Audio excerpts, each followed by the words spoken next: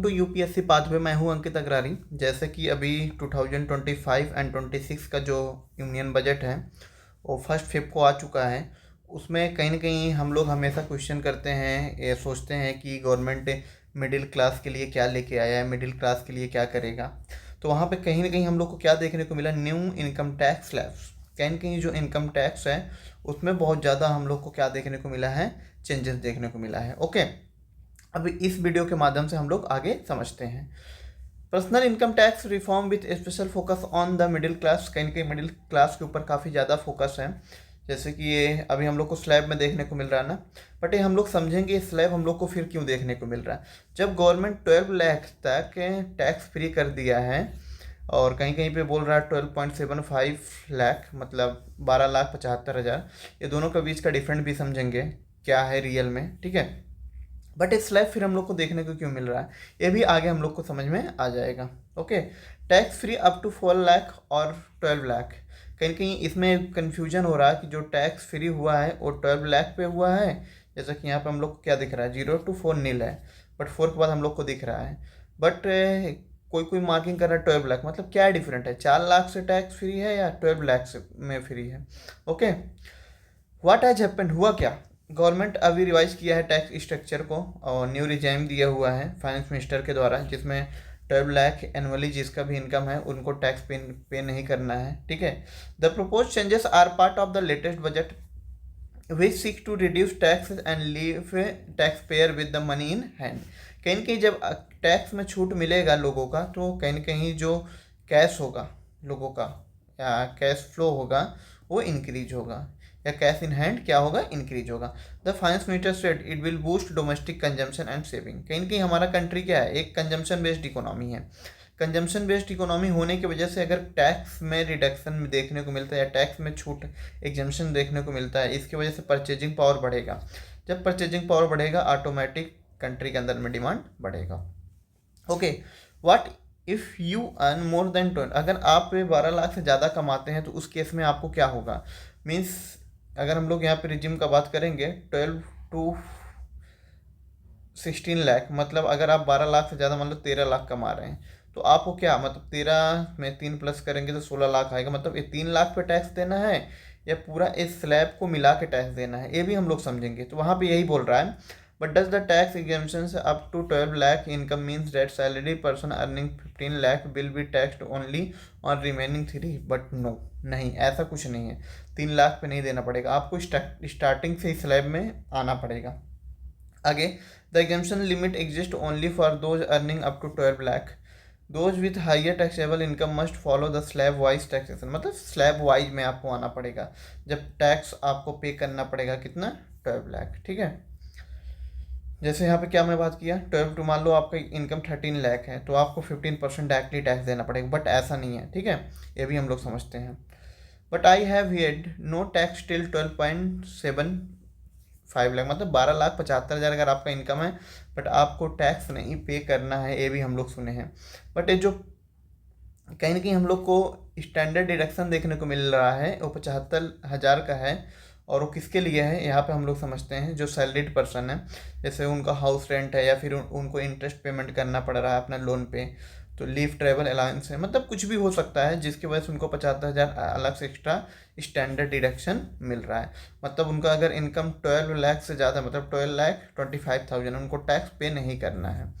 अगर मान लो यही अगर उनका इनकम 12 लाख, मतलब 12 लाख से इंक्रीज, मतलब 75,000 से इंक्रीज होता है, देन उनको तुरंत टैक्स पे करना पड़ेगा। Okay, how is income tax calculated. अब यहाँ पे हम लोग समझते हैं कि जो टैक्स है वो कैसे कैलकुलेट होता है या कैसे कैलकुलेट हम लोग करते हैं। चलो यहाँ पे समझते हैं। मान लो किसी का इनकम कितना है, 15 लाख है।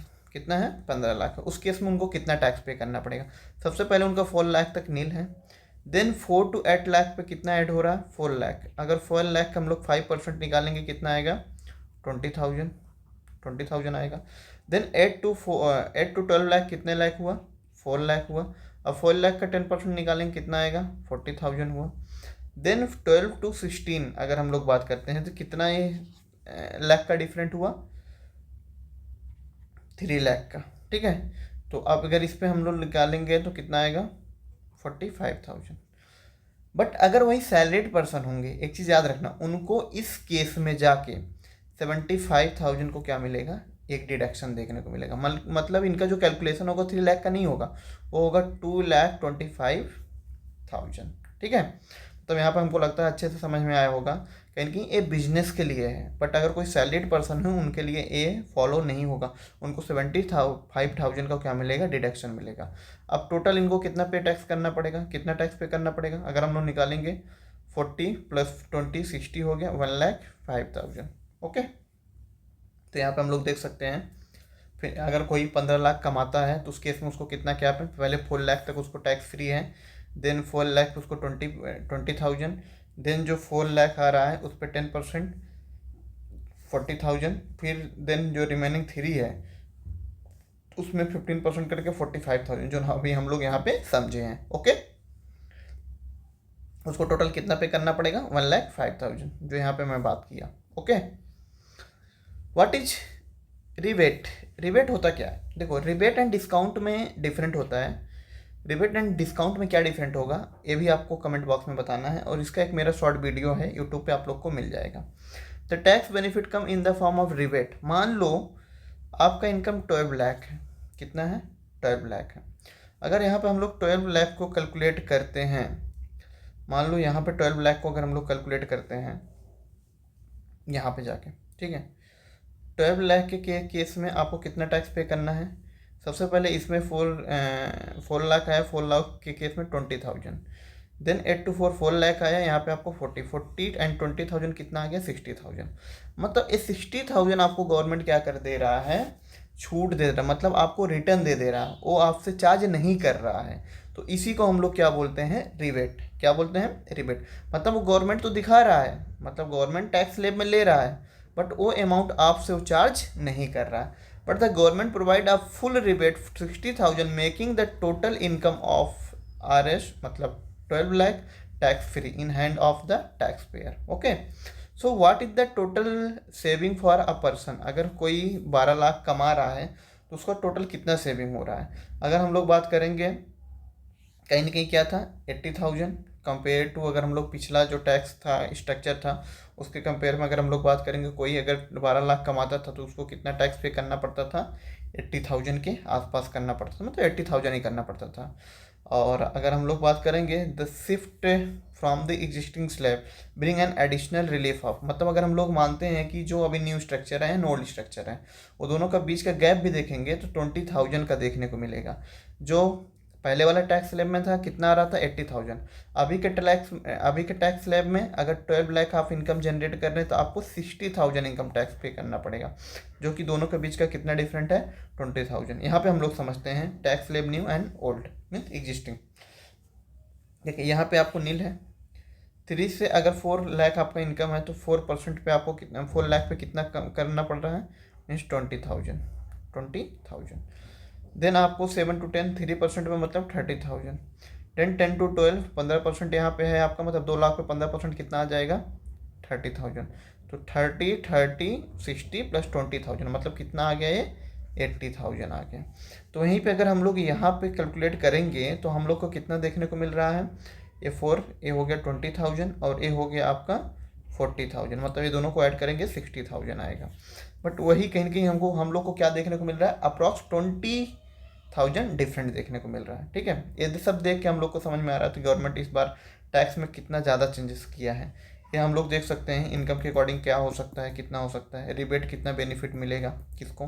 ठीक है, ये हम लोग देख सकते हैं कितने लाख पे कितना होगा। ओके, बहुत लोग के मन में एक क्वेश्चन आ रहा होगा, इम्पैक्ट ऑन गवर्नमेंट रेवेन्यू। अगर हम लोग गवर्नमेंट का रेवेन्यू का बात करेंगे तो गवर्नमेंट रेवेन्यू क्या करेगा, लॉस करेगा, मतलब कहीं ना कहीं वो रिड्यूस हो जाएगा।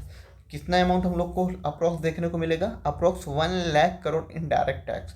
कहीं ना कहीं 1 लाख डायरेक्ट टैक्स गवर्नमेंट का क्या हो जाएगा, रिड्यूस हो जाएगा, जिसकी वजह से गवर्नमेंट का जो एक्सपेंडिचर है वो भी क्या देखने को मिलेगा, रिड्यूस देखने को मिलेगा। बट गवर्नमेंट कहीं ना कहीं से जरूर निकाल लेगा। ठीक है, बट एक चीज़ और याद रखना, ये अभी के लिए अच्छा लग रहा है बट नेक्स्ट हम लोग को क्या है, 8 पे कमीशन। उस केस में देखोगे सब कहीं ना कहीं 12 लाख के कैटेगरी के अंदर में गवर्नमेंट एम्प्लॉय के अंदर आ ही जाएंगे। ठीक है, ये गवर्नमेंट का एक बहुत बड़ा लॉन्ग टर्म प्लानिंग है। ओके, ये आप लोग के लिए क्वेश्चन है। What the key initiative aim to improve agriculture productivity in union budget 2025? ये आप लोग को कमेंट बॉक्स में ज़रूर बताना है। Thank you so much.